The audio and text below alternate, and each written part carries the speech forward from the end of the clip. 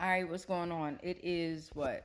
Damn it. It is September 25th, 2025, approximately 5:51 a.m. All right, so I'm getting ready to read something that I wrote on the bus yesterday on my way traveling to work, all right? So most of the times when I be writing, I be thinking I don't have nothing to write about or nothing to say. I've just started tapping back into writing. All right, so I just want to y'all know me. I'm a timestamp everything in video me. You know what I'm saying? But I want to video record myself reading this to see if it makes sense once I look over the video again. If you come across this video, because you know I'm going to share it on my social media. If you come across this video, let me know what you think if you want to. But I don't know. Sometimes as writers, when you come to a certain point in writing, you get stuck. So I just started picking writing back up. So I just wanted to kind of go over what I wrote. I'm in the process of moving too, so if you see a lot of stuff in the background, come help me move it. Come help. Anywho, well, today I'm starting something new. I am taking a dose of my own medicine and committing to writing to you every day, especially while on the bus going to work. On my days off, I'll commit to writing during the same hours or upon my rising. There's so much that I feel I want to write, yet I'm at a loss of words or even thoughts. Devin, my cousin Dev, done tapped out, and she traveling this realm for about 100 or so days. What a day when I found out. Of course, immediately I felt the guilt of me not being there during her loneliest, darkest times of reflection, despite when family tried to reach out. I didn't know why they were reaching out. I just knew that they wanted me to call. And during my darkest, loneliest times of reflection, I chose not to. And the fact that she had 2 strokes prior to her passing, oops, I meant to say ascending. Then again, in a sense, it is a passing because to me, you pass through everything you've done in life while experiencing whatever experiences you've experienced until you meet the scale and the feather. Metaphorically, there's a bunch of deities that will guide you upon your ascension, the mysterious, mystical unknown, as there are too many names to call them by. Anyways, you pass through a lot of the choices you've chosen to follow up on and stand on.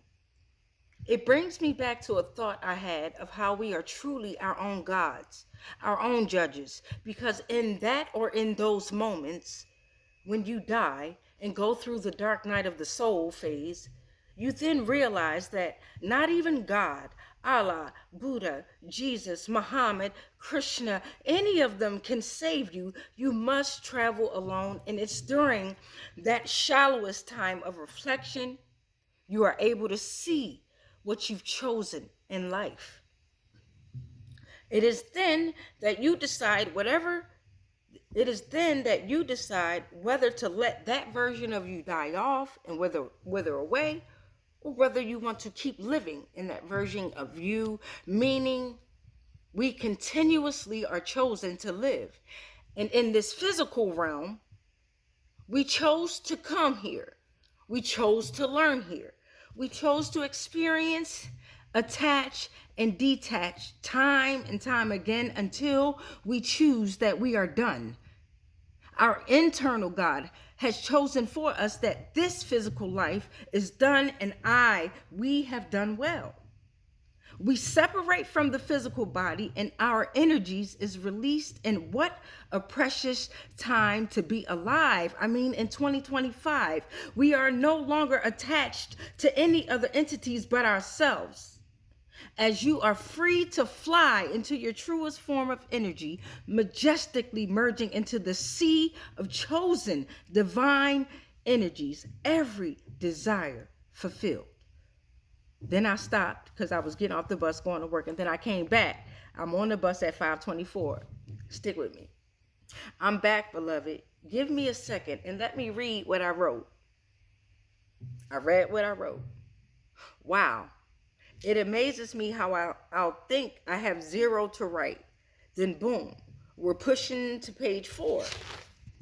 Every fulfilled, every fulfilled desire manifested, completed, simply from making the right choices and admitting when you've made the wrong choices. The scale, it's used as a weight, and you'll have your soul on one side and a feather on the other.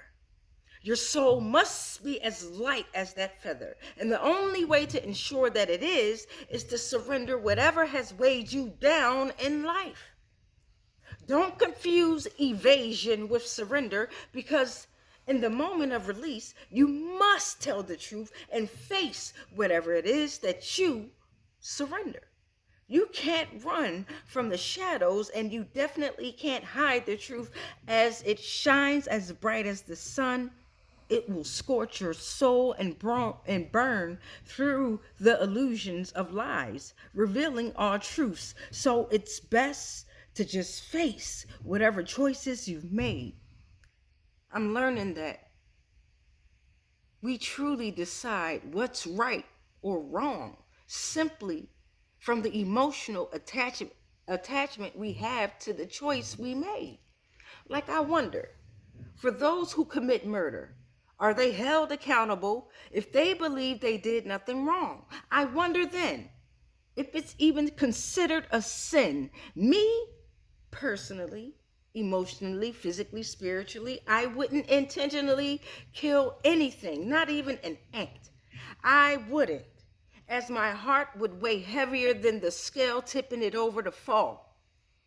But for those who don't have a heart or a soul, I wonder if, because they feel no remorse, no emotional attachment, does the universe allow it to keep happening? Our thoughts create everything in this realm, followed by actions. And if the thought is powerful enough, you don't need action. It instantly manifests. The same with life. You have to choose to live. At this point, I'm realizing I had to think about choosing anything. So back to the thought being first. I had to choose. I had to think about choosing that thought. In this country called United States of America, the states chose to take away from America. In this country, they say you have freedom of speech. The country chose to take away the freedom to speak, for many even choosing to kill those who spoke truth. To be at zero emotions is fucking hard. It's the hardest experience for me. To let go of emotions will take a while, as the emotions leave me attached to things, people, and places. It's like they who created this world truly thought about the effect of our choices and how it will play in this realm. They taught us everything backwards and made us their slaves to the realities simply from their thoughts. Long live Dev. All right, so that was it. I don't know. I ain't calling it nothing, but I wanted to run it back. All right, much peace, like love, but especially much darkness. You know what I'm saying? Love.